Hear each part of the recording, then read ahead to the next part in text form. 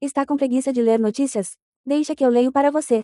Inscreva-se no canal e deixe seu like para receber as notícias mais relevantes do dia. Como a Holanda se tornou o terceiro maior exportador de alimentos do mundo apesar do território pequeno. Centenas de pés de tomate crescem protegidos por uma grande estrutura de vidro. Mas esta não é uma estufa comum. Desde os níveis de gás até a cor da luz, cada variável é monitorada por sensores que enviam as informações para computadores que, por sua vez, rodam algoritmos refinados com inteligência artificial. O resultado é uma produção até 5 vezes maior do que a de uma estufa de baixa tecnologia na América Latina. As plantas estão localizadas no campus da Universidade e Centro de Pesquisa de Wageningen, VUR, na Holanda, um centro de renome mundial para pesquisa em produção de alimentos. A universidade fica no coração do chamado Food Valley, Vale da Alimentação, em tradução literal do inglês, um complexo de centros de pesquisa que permitiu que a Holanda se tornasse o terceiro maior exportador de alimentos do mundo, em valor monetário, com um território de pouco mais de 41 mil quilômetros quadrados, 70 vezes menor que a Argentina.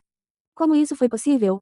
A BBC Mundo, serviço em língua espanhola da BBC, conversou com especialistas da Universidade de Wageningen, incluindo pesquisadores latino-americanos, sobre inovações na produção de alimentos no país, possíveis aplicações na América Latina e o grande desafio para a Holanda, reduzir o consumo de energia e aumentar a sustentabilidade. Condições favoráveis. Tanto o clima quanto a localização geográfica favorecem a Holanda, afirma a reportagem o cientista Léo Marcelis, chefe do grupo de horticultura e fisiologia vegetal da Universidade de Wageningen.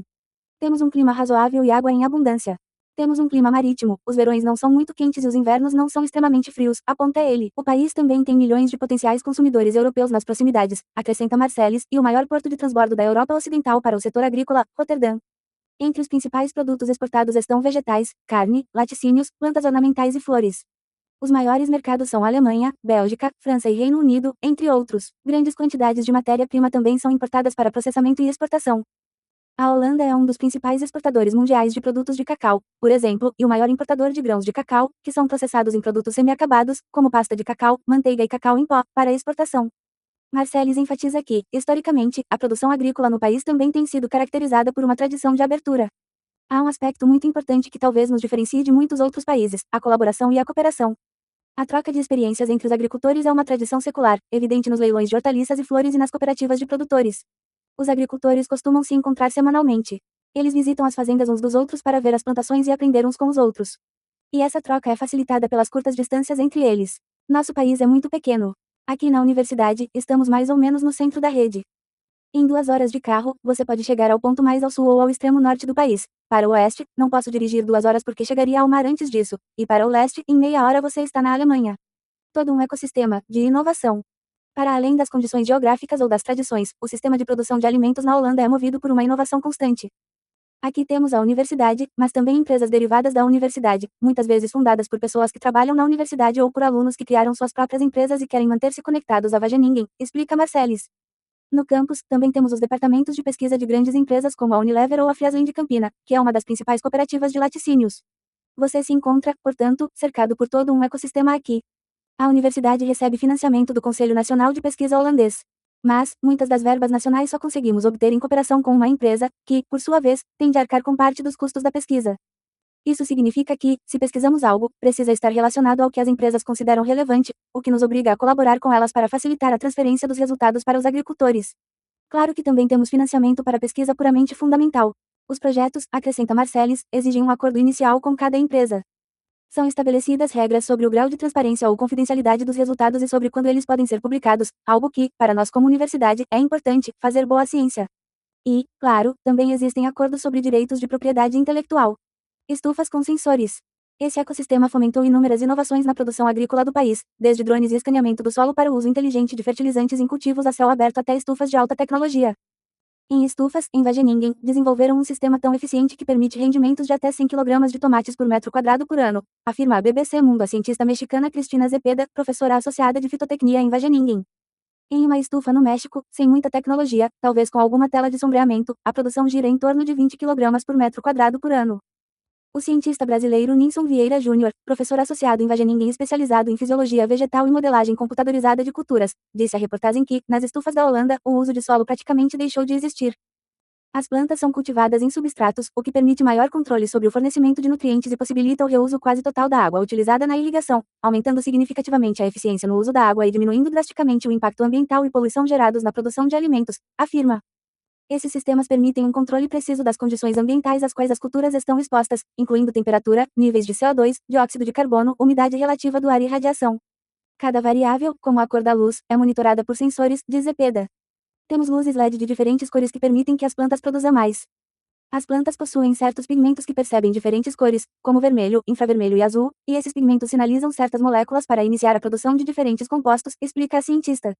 Com uma luz mais vermelha, por exemplo, a produção de pigmentos como antocianinas ou licopeno é ativada. Podemos moldar a planta para produzir os compostos que mais nos interessam. Realizamos extensos experimentos com luzes de diferentes cores e medimos como os níveis de açúcar, licopeno e amida mudam com diferentes porcentagens de luz azul ou vermelha. Vieira Júnior observa que uma das principais áreas de pesquisa atual é a criação de sistemas autônomos. Esses sistemas combinam sensores que monitoram variáveis climáticas e o estado fisiológico das plantas com modelos de simulação de crescimento de culturas, diz ele. Com o apoio da inteligência artificial, esses sistemas são capazes não apenas de recomendar estratégias de manejo mais eficientes, mas também de controlar automaticamente o clima e a operação da estufa. O principal gargalo, energia. Marcelis afirma que o próximo passo no controle de variáveis será abandonar as estufas e adotar fazendas verticais em ambientes fechados, completamente independentes das condições externas ou da luz solar. Esses sistemas se tornarão mais comuns no futuro, acrescenta ele, mas, assim como as estufas, exigem grandes quantidades de energia. O consumo de energia é o principal gargalo, e é por isso que grande parte de nossa pesquisa se concentra nesse aspecto, destaca Marcelis. Para a professora Zepeda, o maior desafio aqui nos Países Baixos é que uma enorme quantidade de energia é usada para aquecer estufas, porque temos um clima muito frio. Então, precisamos queimar gás natural e acender luzes adicionais. A horticultura representa 10% do consumo nacional de gás do país. É muito caro, e o governo já declarou que não se poderá usar mais gás até 2050. Tudo terá que vir de fontes renováveis, ela acrescenta. Zepeda pesquisa atualmente como reduzir o consumo de energia fazendo com que as plantas funcionem como baterias. A energia renovável flutua dependendo das condições do vento e da radiação solar, e o consumo de energia na estufa também pode flutuar, explica ela. As plantas crescem na natureza com noites mais frias e dias mais quentes, e conseguem suportar mudanças de temperatura e luz sem perder muita produtividade.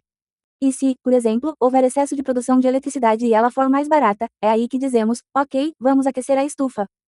Precisamos dar à planta a oportunidade de acumular suas reservas de açúcar se o dia estiver muito ensolarado, e se previrmos que amanhã estará um pouco mais frio, podemos forçar a planta a usar esses açúcares.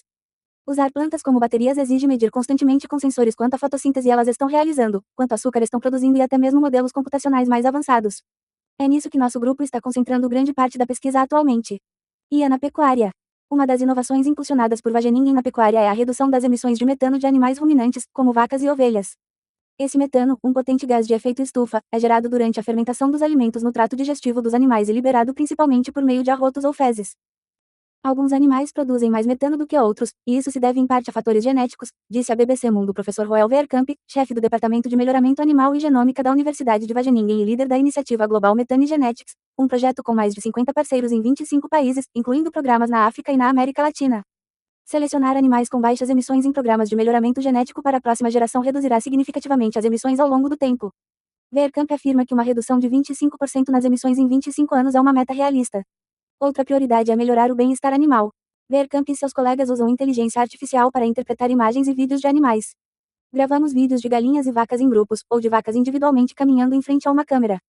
A partir dos vídeos, usamos IA para monitorar seu comportamento, o quanto se movem normalmente ou se têm problemas nas patas, se descansam o suficiente ou se movem muito pouco, explica. Com base nesses dados, desenvolvemos medidas para monitorar ou melhorar o bem-estar animal. De Wageningen à América Latina. Todos os anos, pessoas de todo o mundo frequentam os cursos da Escola de Verão de Wageningen, incluindo o curso de estufas de alta tecnologia, que começa em 31 de agosto. As estufas na Holanda exigem um investimento significativo, mas Zepeda afirma que alguns elementos dessa tecnologia podem ser aplicados em regiões como a América Latina. Um deles é a hidroponia, ou irrigação por gotejamento. Aqui a água não é o problema, mas é na América Latina, ela destaca. Outra opção é o uso de luz adicional de diferentes cores para ajudar as plantas a produzirem mais. Mas tanto Zepeda quanto Vieira concordam que as soluções devem ser adaptadas a cada contexto específico. É importante destacar que não se trata de um simples processo de copia e cola, afirma Vieira.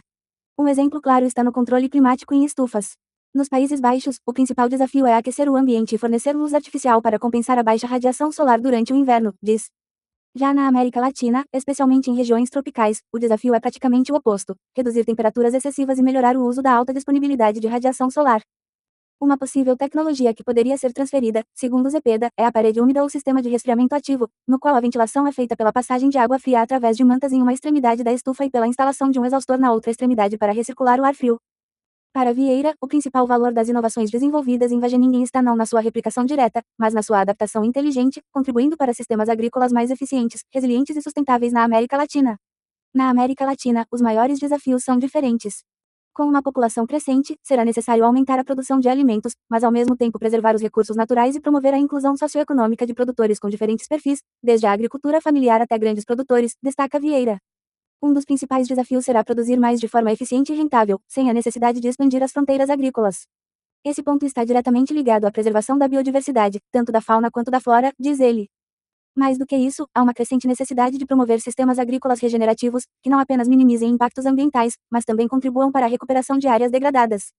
Zepeda destaca que, enquanto no passado o foco era produzir calorias suficientes, agora a questão é, como garantir que todos tenham os nutrientes necessários. Com as mudanças climáticas e as secas, acrescenta, é muito mais difícil produzir em campo aberto para fornecer esses nutrientes à população. Estamos ficando sem água e solo, e há muitos eventos climáticos extremos. A produção intensiva na Holanda pode indicar um caminho a seguir. Vejo que a horticultura tem um valor imenso, diz Zepeda. Porque com uma estufa você pode produzir mais em uma área menor e proteger suas plantações, ressalta ela. O desafio, claro, é como adaptar a tecnologia à situação em cada parte do mundo. Gostou desta notícia? Compartilhe com seus amigos e até a próxima.